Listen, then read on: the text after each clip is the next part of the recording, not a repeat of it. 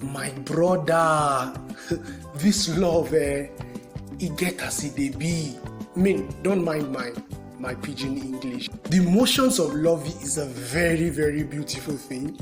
Sometimes almost makes you do things without thinking very well.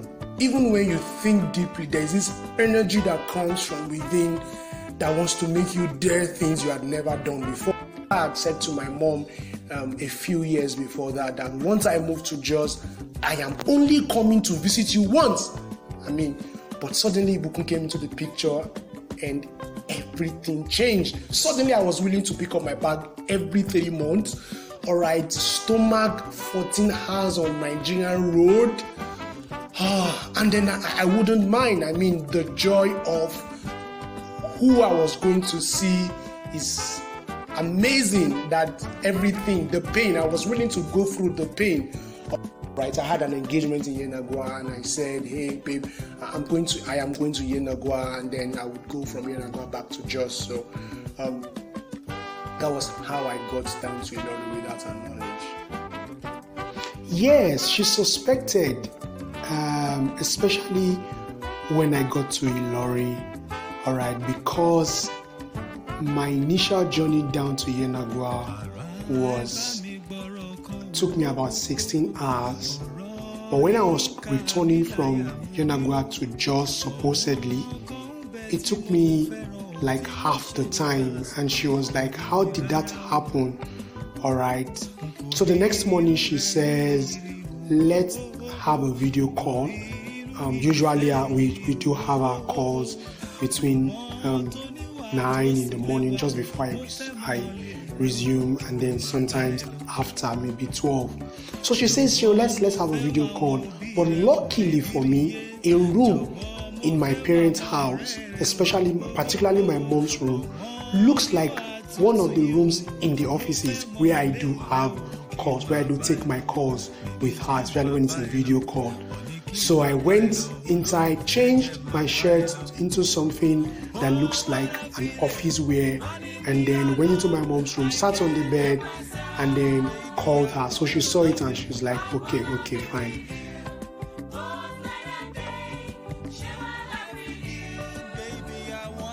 Now, this is how we pulled off the surprise. I got a ring from Jos after Ben Sam had gotten the ring size for me. Every other thing was handled by my friends in Ilorin. That's why I said it's important you've got good friends. So they were the ones who got the venue, they were the ones who got the cake, every other logistics, camera, and the other logistics involved. And then one of our friends convinced her that day to go for a pedicure. Let's just go for a pedicure, manicure thing. As ladies, let's just take ourselves out. All right.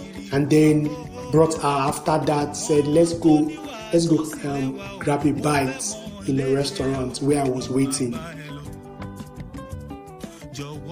Okay, I wasn't particularly under pressure to do something grand, all right, kneel down and all of that, frankly. In fact, both of us, myself and Ibukun, that is, had spoken about it before, and we weren't particularly bent on having it that way.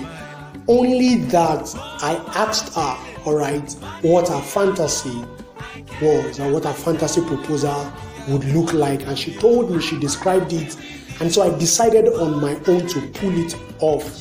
So it wasn't as though, everybody does it and I also wanted to do it.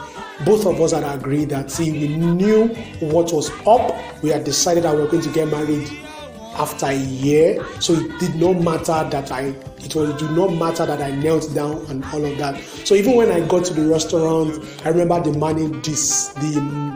manager said to me, "Are you sure? All right, hope you will not receive a slap from this lady." And I just like, no. We actually had spoken about this. All right, this is just for the gram. Really, it was for the gram. All right, no pressure whatsoever.